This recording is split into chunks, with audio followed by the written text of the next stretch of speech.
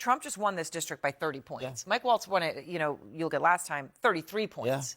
So if you're going to come in 8 to 10 or wherever this is going to ultimately settle, that sure would be a warning sign in a district that Trump won by maybe 10 or 15 points. I got to be honest. I mean, Aaron, a win is a win, but I've worked on a lot of races as a Republican strategist. I'm personally not happy with just winning by 8 or 9 points.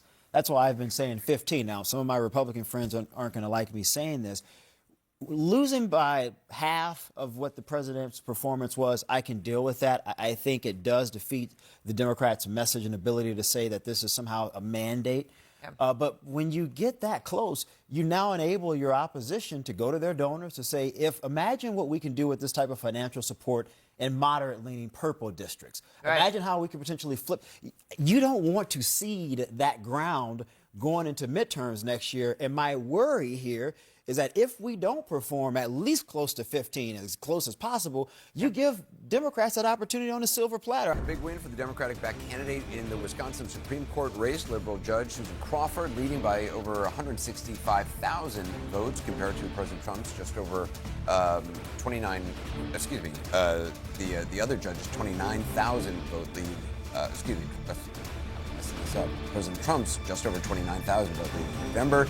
She's leading in 8 counties that President Trump won. Do you see this as some sort of referendum on? Look, not really. I mean, I've been trying not to overread any of this, good or bad, for either party. I mean, it's an off-year, off-cycle, special circumstance. So the turnout is just so much different than a midterm or a presidential. I mean, my takeaways from the night are really, where do we go from here? The Republicans still have a small majority in the House. They got their wins tonight. That's good if you're a Republican. Voter ID, still popular apparently. That's good if you're Donald Trump because he was for that. And, turning out these low-propensity Trump-aligned voters is still a major problem for the Republicans. That's bad. And so if I'm looking out into the future, the Republicans, have something to work with in the House, but also something to work on as it relates to the structural nature of how the party works now. It's a major flip. This used to be the Democrats' problem. You guys had the low propensity voters. We sort of dominated in these low turnout settings.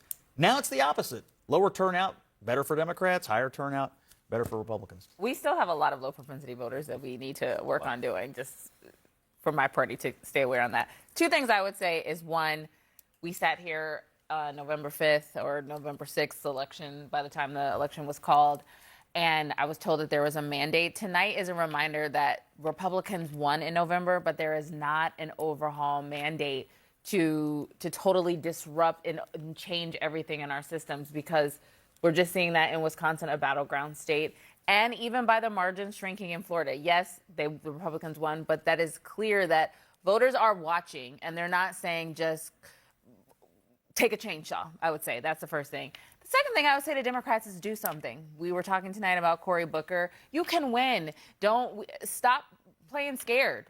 Get out there, start testing stuff, start trying to engage with people, get out of the national ivory tower of Washington, D.C., take it to the streets. Do you see Democrats doing that in states around the country? They need to do more. I'm not satisfied. I'll say that. I think they need to do more. I think they need the fight that people want Democrats to do for them, meaning not a literal fight, but fight for their rights, fight for their benefits, fight for a better America. They are not feeling right now, and there is more that people can do. And quite honestly, the people who elect it, including myself, the individuals who hold these offices, we deserve a better fight from Democrats.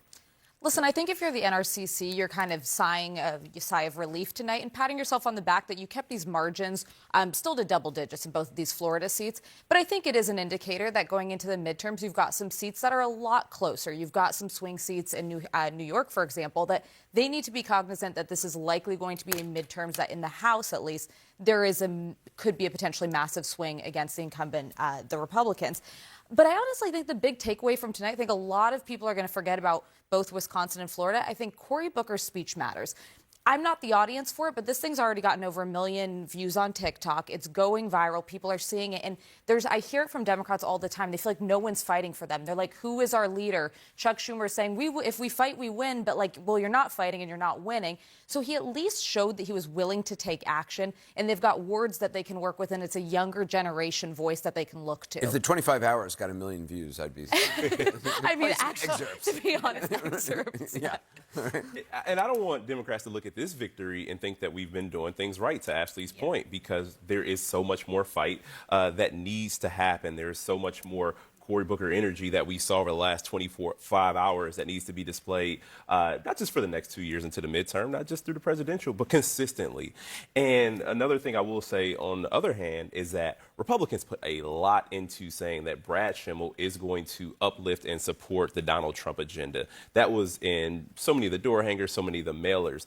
They made it more political and made the campaign more aligned with Donald Trump than Democrats did. You know, we talked about Elon Musk, but they wanted voters to know that Brad Schimmel supported Donald Trump's agenda, and they responded in kind. So I'm still, thinking that this is a really good sign for, politically for us to come going into the midterm. Let's get right to CNN. Senior political analyst Mark Preston is with us. Let's start in Wisconsin. Again, Wisconsin, we're used to razor-thin races. Here, the Democratic-backed candidate won by 10. It's a bad showing for Elon Musk, Mark.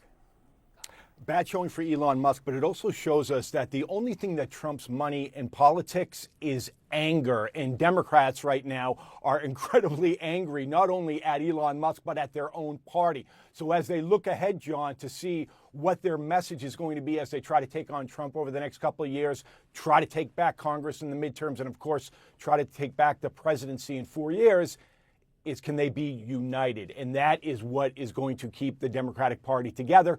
We'll see a big fight between liberals and centrists about the control of the party, the direction of the party. But the reality is Democrats, if they are to win, they got to stay united. We saw that in Wisconsin. Now, in Florida, Republicans were able to hang on to 2 House seats there. That was expected. But Democrats really cut in to the Republican margins there. Yeah, they certainly did. And let's go back to what I just said about anger. There's a lot of anger out there, of course, now in the Democratic Party. But what's interesting about Florida, though, specifically in the race that we're all paying close attention to, which was on the East Coast, is that Republicans didn't have a great candidate. And we've seen this in the past where Republicans will go out and they will bring people into the fold and they will endorse candidates that don't necessarily fit the district, might be too conservative, may say inflammatory things. Well, in the case of this candidate, John, he wasn't even really fundraising, and he was hoping just to kind of draft his way in, was under a lot of criticism. Republicans do have to focus on who they put into these seats. But having said that, yes, alarm bells going across right now, not only for Donald Trump, but think about all the Democrats, rather Republicans, that are going to face these Democrats in the midterm elections. Donald Trump isn't on the ballot, but he is on the ballot in the midterms, John. Yeah, swings of 15 or 16 points would certainly be enough to help Democrats take back the House in a year and a half. And just I want to note, the other Florida race did not get the national attention. It swung perhaps even bigger, and that may be seen as the more generic ballot test here, right? Because national resources didn't pour in at the last minute.